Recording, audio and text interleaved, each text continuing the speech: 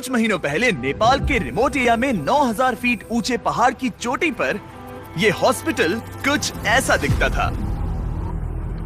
इतनी दूर रहने की वजह से इस कम्युनिटी में बिजली नहीं है, मतलब स्थानीय डॉक्टर्स अच्छे मेडिकल इक्विपमेंट तक नहीं पहुंच पाते और अक्सर उन्हें सिर्फ टॉर्च और बहुत ही बेसिक टूल्स का इस्तेमाल करके अंधेरे में सर्जरीज और कॉम्प्लेक्स मेडिकल प्रोसीजर्स परफॉर्म करनी पड़ती हैं। बेहतर देखभाल की जरूरत पड़ने पर एक बेहतर मेडिकल फैसिलिटी तक पहुंचने में घंटों लग सकते हैं। इन प्रॉब्लम्स की वजह से कई मौत और मिसकैरेजेस भी हुए हैं।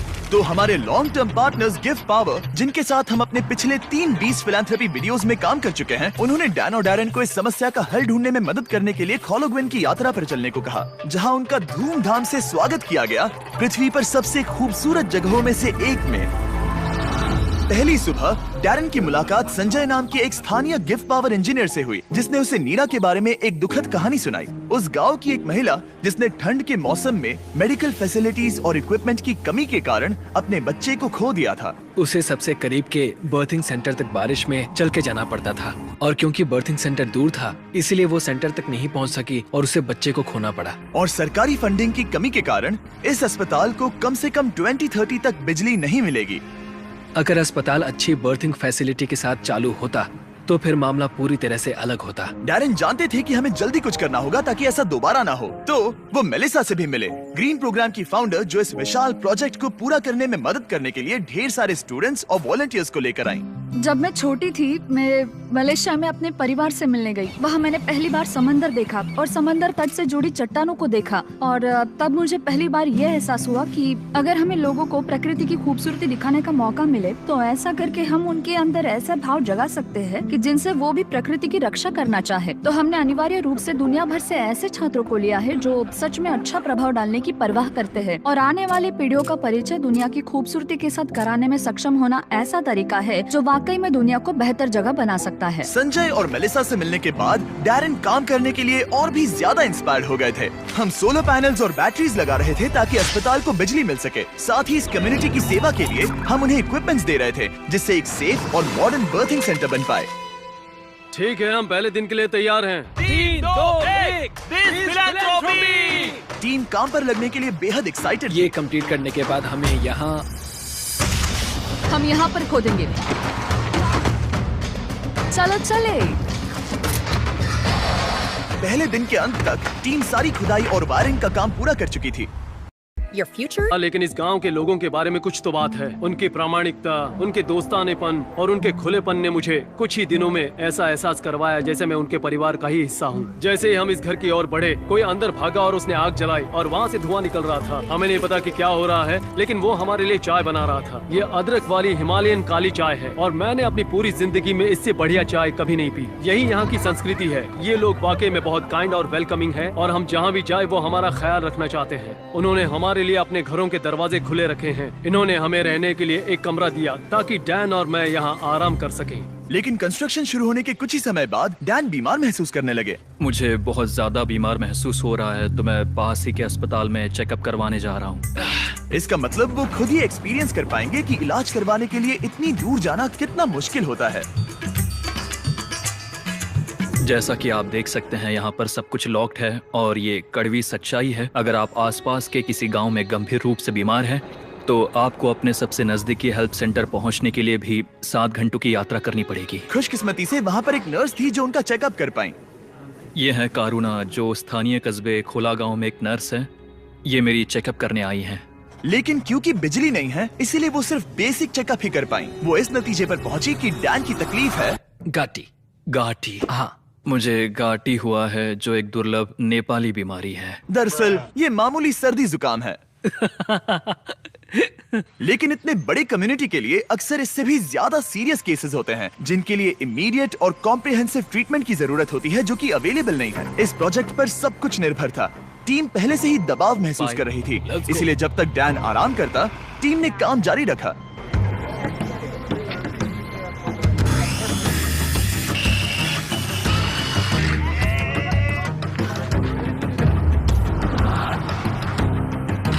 अब जब सपोर्टिंग स्ट्रक्चर तैयार हो गया था, हमने सोलर पैनल्स लगाने शुरू कर दिए थे। संभल के, हाँ, आराम से। टीम की कड़ी मेहनत के कारण हम स्केड्यूल के आगे थे, तो डैरन ने संजय के बारे में और जानने के लिए समय निकाला। जब मैं ऊपरी हिमालय में काम कर रहा था और उपकरणों की मरम्मत कर रहा था, तो हमें पता चला कि इस गांव में बिल्कुल भी बिजली नहीं है। और जब हम यहाँ पहुँचे तो मैंने देखा कि एक बच्चा सोया था और वहाँ एक लकड़ी के बॉक्स में आग लगाई गई थी।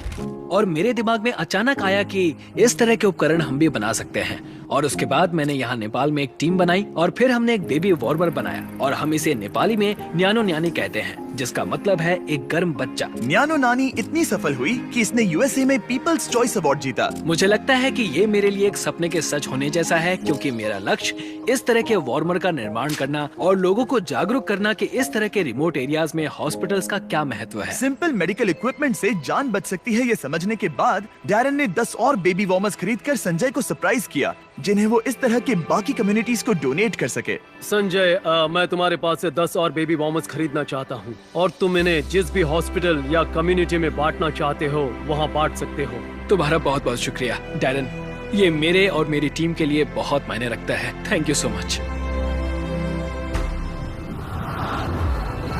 सिर्फ एक दिन बचा था, हम कंस्ट्रक्शन पूरा करने के बहुत करीब थे और पूरी टीम आखिरी सोलर पैनल पर साइन करने के लिए एक साथ आई।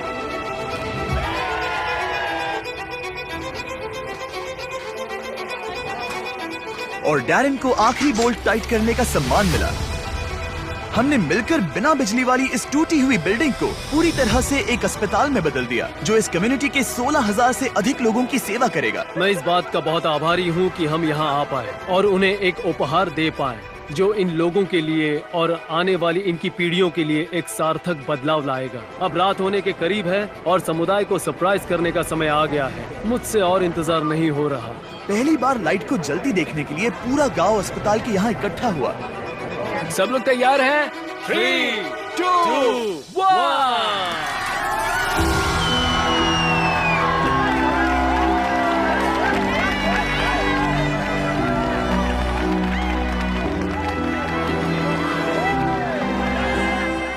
किसी कम्युनिटी में पहली बार रोशनी जलते देखना एक बहुत ही खूबसूरत एहसास है, और इससे इस समुदाय के साथ शेयर करने में मुझे बहुत अच्छा लगा।